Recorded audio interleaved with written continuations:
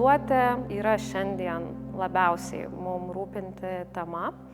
Ir be vaizduotės nebūtų meno iš vis, o be tos vaizduotės, kuri susikuria užsiimant menu arba jį žiūrint, nebūtų tokio įdomaus pasaulio tikrai. Tai aš pirmiausia noriu pradėti šį pokalbį labai paprastai.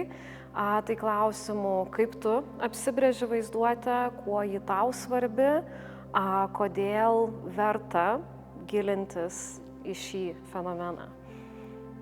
Žinai, vaizduotės istorija tokia įdomi ir komplikuota, kad priklausomai nuo to, nuo ko pradėsi, tą ir gausi, žinai.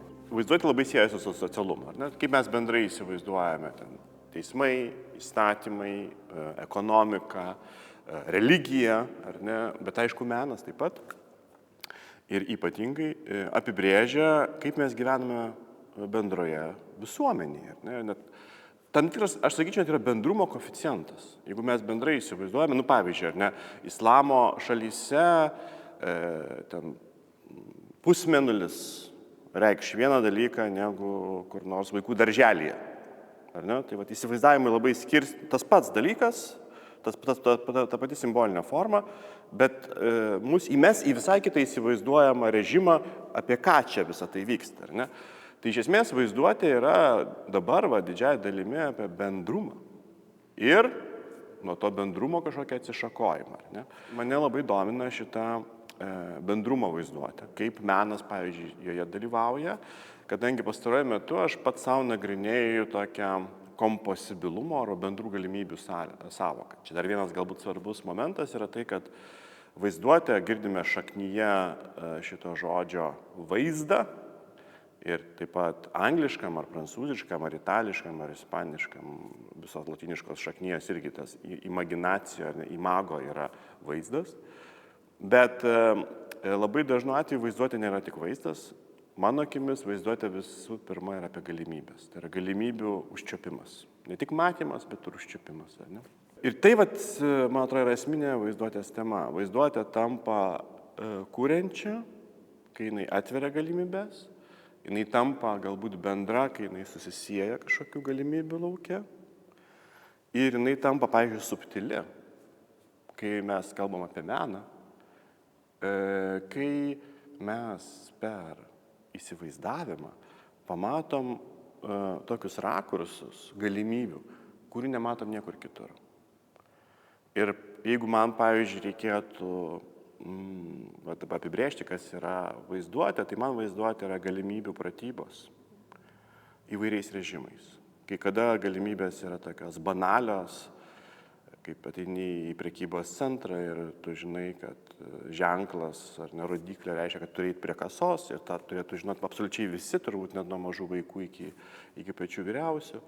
O kai kada jinai labai subtili, kai ateini į meno vietą ir tu matai galimybių kelionę menininko akiratyje ir tu bandai ją pagauti. Kažką pagauni, kažką nepagauni, nes dažnai tose vietose galimybės yra įžaidžiamos labai taip niuansuotai, su daugybė išnašų, klaustukų ir įvairiausių galbūt paliktų neapibrėžtų zonų, bet ten tu kažkuria prasme mokaisi dirbti su galimybėmis labai subtiliu režimu. Tai man labai įdomu tai yra, kaip kuriamos galimybės, kaip jos atsiveria ir kaip tu su jomis susisaistai. Net ir dabar, kai tu kalbi, iš tikrųjų, aš mintyse bėgu per tuos įvairius tapatybės kūrimo įrankius, kurių buvau mokoma per savo edukacijos procesą ir gyvendama tam tikroje visuomenėje. Ir tikrai neatrodo, kad vaizduotė būtų paminimas kaip vienas iš tų pirmų ir tokių svarbių įrankių, kaip galima įsivaizduoti kažkokį kolektyvinį save, ar save kaip platesnio būrio dalį ir apskritai kaip atrodo tas būrys. Taip, ir jeigu papildant tai, ką tu sakai, vaizduotės svarstymas yra arba tokio kapitalistinio evangelijos skelbimo, kad fantazija mus išlaisvins, žvelgime į ateitį, ar ne? Ir tai yra dažniausia susijęs su tiesiog paprastu marketingu ir rinka, ar ne, kur tave tai neišlaisvina. Tai matėm Masko istoriją, kuri klasikinė istorija, kuri iš pradžių labai daug jo sekėjų ir susižavėjusių kelionėmis į kosmosą ir automobiliais, ar ne? Ir dabar tokia visiška košmariška, katastrofiška griūtis, nes pats diskursas tai nuveda į ten. Kitaip negalėjo būti, šitą trajektoriją ten ir vedė. Anksčiau ar vėliau taip turėjo atsitikti. Ir manau, kad labai gerai, kad tas susižavėjimas tokiamis vizijomis kažkada ir sudūžta. Nes mano akimis vaizduoti yra toks lėtas darbas, ne? Kuriame jeigu mes kai kažką atsižvelgiam, tai dingsta tas naivumas. Taip, vaizduotė yra apie išradimą ir kūrybą. Bet tas išradimas ir kūryba labai dažnai yra sudėtingo santykio tinklo lėtas prieaugis. O ne staiga tu paskelbi viziją, kurią mes visi sekame ir tam ją nukeliaujame. Šitas utopizmas, ar ne toks, netgi sakyčiau, deklaratyvus ir banalus utopizmas, jis labai trukdo kūrybiniam procesui. Nes kūrybiniai procesai, čia žinot, dabar yra jau ir teorijų, kurios, kaip Lambras Malafuris, kur kalba apie tai, kad daiktai kuria žmonės, ne tik gyvūnai, ne tik kitos gyvybės formos, ne tik technologijos, bet daiktai kuria žmogaus protą ir iš to kyla evoliucija. Vadinasi, reliacija, tas santykis yra ta vidurinė vieta, kur kūryba tarpsta. Mes turime atrasti kūrybinį vidurį. Tai yra labai sunkus mūsų egocentriškai, individualizmų prisodrintai visuomeniai veiksmas pamatyti, kad reikia tos vidurio zonas užčiuopti ir būti jautriems. Ir kad aišku, kaip tu sakei apie tapatybę, ar ne? Tapatybė mūsų, ar ateities valstybės, nebūtinai tautinės, ar ne? Bet galbūt, kuri lietuvybė vienokiu ar kitokiu svarbiu būdu dalyvauja, jinai irgi yra kūrybinis projektas. Nėra tokios lietuvybės, nepaisant visų nacionalistinių judėjimų, kurią mes galėtume atstatyti. Nėra. Mes dabar esame labiausiai lietuviški, kokie tik buvome, dėl kalbos, nei tiek kalbėjome lietuviškai, nei tiek knygų leidome, nepaisant to, kad visi čia svaigsta apie tai, kaip mes nesilaikome gramatikos ir taisyklių, ar ne. Tokiu mastu lietuviškumas niekada nebuvo kultivuojamas. Nėra, jeigu eitume istorinį atgal, tai rastume tik klodus, kuriuose trūksta to lietuviškumo, ne? O jo nėra. Tai vadinasi, jeigu mes norime sukurti kažką, kur galbūt mes irgi turėtume savo savitumą, tai galima tik daryti santykį su tuo, kas esame dabar, o ne tai, kas yra praeitis. Ne? Ta praeitis turi būti labai labai kritiškai revizuojama. Tai ir šiuo požiūriu tada iš tikrųjų mes galime kalbėti labai netgi, sakyčiau, įdomiai, tai yra įdomus šansas, kaip kitos tautos, kaip įvairus pasaulis čia atsiranda, ar ne? Jeigu nereikia nieko atstatyti, jeigu išsilaisvinam iš noro atstatyti kažką, tai mes tiesiog pagalvokim, kaip galim priimti ką nors, ar ne? Kaip galim suteikti vietos arba paversti tai tokiu įdomiu dialogo partneriu mūsų. Čia yra turbūt tas kūrybinis užtaisas, o ne kažkoks labai toks siauraprotiškas, į save susikoncentravęs mėginimas sakyti, tai kažkam saugome. Kai kažką saugome, tai dažniausia kažką ar baudžiame, kažko neleidžiame ir tada labai labai greitai artėjame prie to represinio modelio, kuris šalia mūsų rodo, iš tikrųjų, kaip mes nenorime gyventi, ar ne, tose tikrovėse, kurios yra į rytus nuo mūsų. Mes esame paribio šalis. Ir visom prasmėm, ne tik geografiškai, bet ir to, kad tu jauti mąstymo formas arba tikrovės formavimo formas, kurios ateina ir iš vienos pusės ir iš kitos. Ar ne?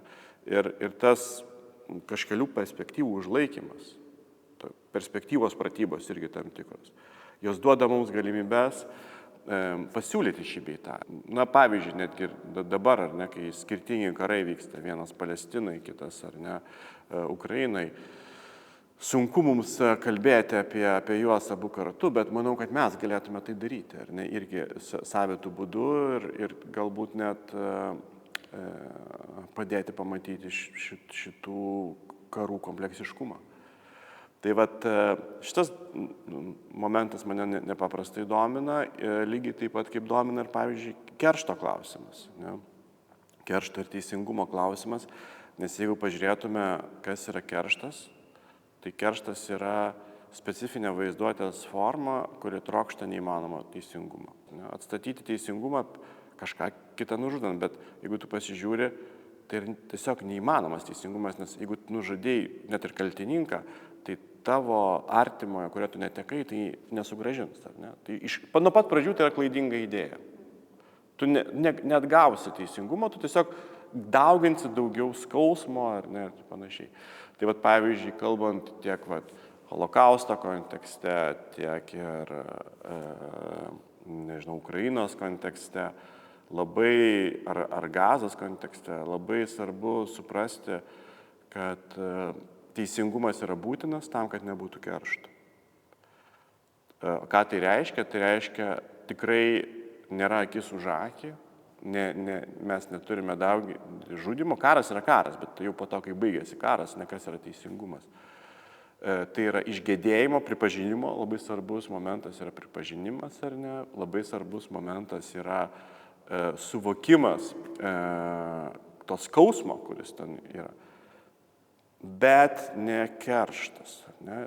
Tai teisingumas gali turėti įvairias formas. Pirmiausia, aišku, tas piktadarys turi prisijimti tą savo piktadario rolę, ne, ir galvoti apie ilgą kelionę, kuri yra tam tikra gydymo forma turbūt. Ir kai ką turi užmiršti, čia kaip toks yra tas Nyčės terminas aktyvioji užmarštis, aktyvia Vergessenheit, kuri reikalauja, kad tu užmirštum, sąmoningai užmirštum tą norą turbūt būti kerštaujančią būtybę, tam, kad atsivertum ateičiai. Nes kerštas neleidžia matyti ateities.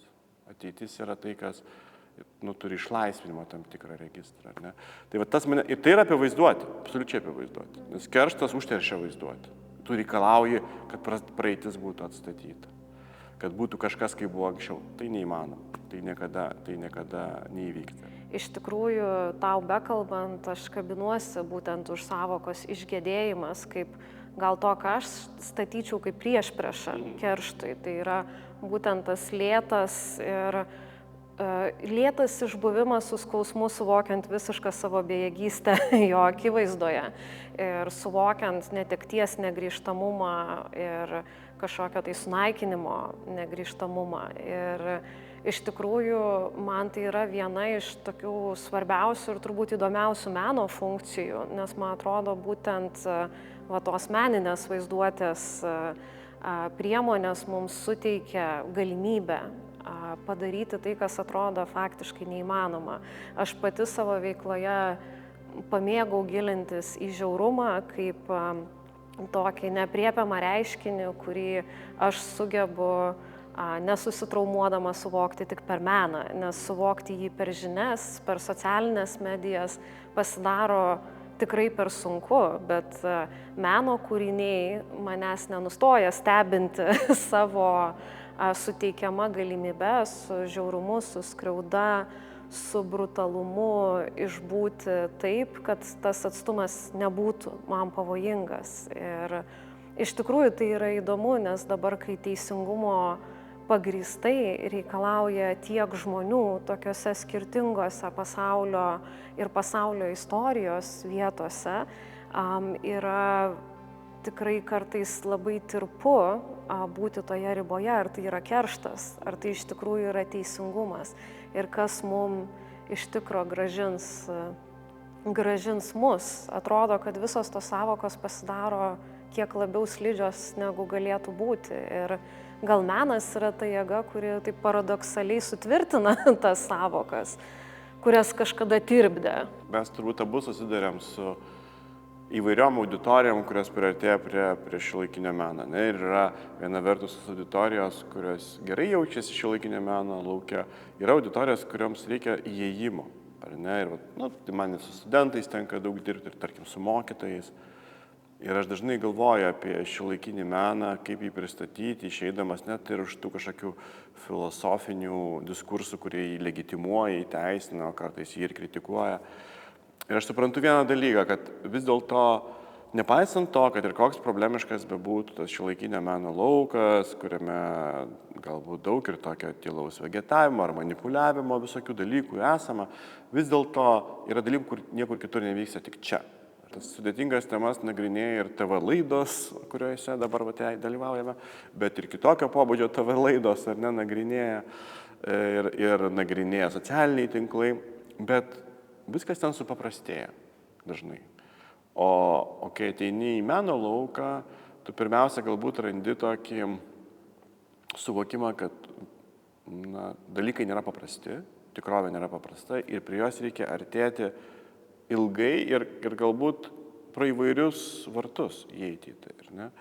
Tai va šitas kaip pasiūlymas, kad taip galima veikti, jis yra, man atrodo, išskirtinė meno prerogatyva, kad tu gali ne kažkokiais labai tokiais naiviais ar banaliais ir labai supaprastintais būdais, bet tokiom sudėtingesnėm trajektorijom ir po to tie dalykai tampa aiškesni, jų sudėtingumas gal tampa iškalbingesnis ir jis tau padeda judėti pirmyn, ar ne, ir kažkaip su kažko susitaikyti, kažką paneigti, kažką kritikuoti, o galbūt kažką priimti, žinai. Tai man atrodo, kad menas taip, jisai šiaip beveik visais klausimais turi tą momentą, išskyrus tai, kad dažniausiai žmonės neturi laiko menui. Aš kažkaip dariau savo eksperimentą ir galvojau, kiek reikėtų man parodoje išbūti, kad tinkamai kiekvieną kūrinį patirčiau. Ir ten buvo kažkokios, 6-8 valandos, ar ne? Ir tai yra, žmonės nebūna tiek parodoje. Žmonės parodoje būna nuo 15 minučių iki 1,5 valandos, turbūt jau maks jau čia, žinai. Bet laiko ten su videofilmai, su kažkokiais patirtiniais momentais, reikia labai daug. Tai va ta prabanga, jinai yra, man atrodo, toks yra absoliutus kažkoks nesutapimas, klešas. Menas yra tokios laiko prabangos vieta, kurios mes neturime, bet kurios mums tikrai labai reikia. Turbūt tai netgi yra beveik egzistencinis poreikis. To laiko, kuris tau leistų dalykus subtiliai apmastyti, išjausti. Ir aš to mokausi iš meno, aš esu net daug tokių eksperimentų savo pats daręs. Bet kita vertus, aš kartu matau, kad būtent to, dar su visais tais dėmesio spektro, tais sumažėjimais, su socialinių tinklų ir ekranų visuomenės pasiekmėm, čia vis didesnė drama, ar ne, kaip tą laiką suvienodinti. Ir jeigu mes tą laiko rastume, kad kartais aš galvoju, ir tų įėjimų, tai tos ir temos atsiskleistų truputį kitaip. Ir va, čia irgi yra turbūt kažkoks momentas, kuris specifinės vaizduotės reikalauja, tų vaizduotės pratybų, kaip įeiti, kaip įsivaizduoti šiuolaikinį meną dar prieš jam prasidedant. Tai aš kartais jį įsivaizduoju kaip tam tikrą išskirtinę laiko zoną. Įeiti į meną reiškia patekti į išskirtinį laiką, kurio reikia tau daug, ar ne, ir vadinasi, tai yra, kaip į sapną kažkokį, nes sapne labai ilgas sapnas nutinka per trumpą laiką. Tai čia labai panašiai, čia turbūt per ilgą laiką nutinka labai trumpas, aiškus nuskaidrėjimas, tai trumpa vizija. Praleidi labai ilgai ir staiga tu pradedi matyti tarsi sapną kažkokią savitą viziją. Visada įdomu žinoti, ar yra kažkoks kūrinys, judėjimas, reiškinys, kuris tau geriausiai įkūnija tai, ką tik aptarėme. Ar tą meno galingumą sukurti tą išskirtinio laiko zoną atvirkščią, ar kur tas meninės vaizduotės pajungimas būtų ypatingai sėkmingas ir taiklus, gal sakykime. Aš iš tikrųjų galvoju, kad tai, kas nutiko Lietuvos šiuolaikinėme mene, yra labai įdomus dalykas pagal tai, kaip mes žvelgtume į greta esančias tikrovės, ar ne, tarkim, rytų Europos kokį lauką, ar Skandinavijos lauką. Man atrodo, kad tikrai mes, dėka įvairių tų asmenybių, bet kartu ir įvykusio tokio bendrumo, ar ne, atsirado daug ir tos meninės kalbos, kuri viena vertus ir labai labai toli yra nuo vidutinio žiūrovo, ar ne, super tas lietuviškas konceptualizmas, kurio buvo bangos įvairios ir jos tokį suformavo itin savęs nepaaiškinantį meną, į kurį tu turi įeiti lėtai ir ilgai ir daug galvoti. Ir jis man nepaprastai patinka, ne? Ir visa šita karta, kuri dalyvavo tame, Ji mane daug ko išmokė, kalbant apie meną.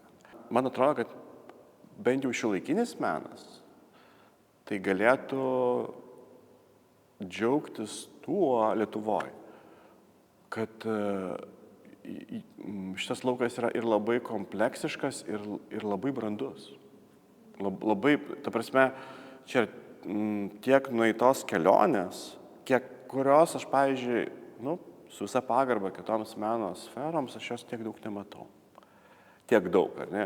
Tokių sluoksnių, posluoksnių reakcijų ir įvairiapusiškumo, o dar turint galvoje, kaip skirtingai veikia. Tu paimtum, mūsų visus bienalių dalyvius ir tu matytum, kad vis dėlto ta įvairovė gana didelė, ne? Kaip yra mąstoma ir kaip yra daroma.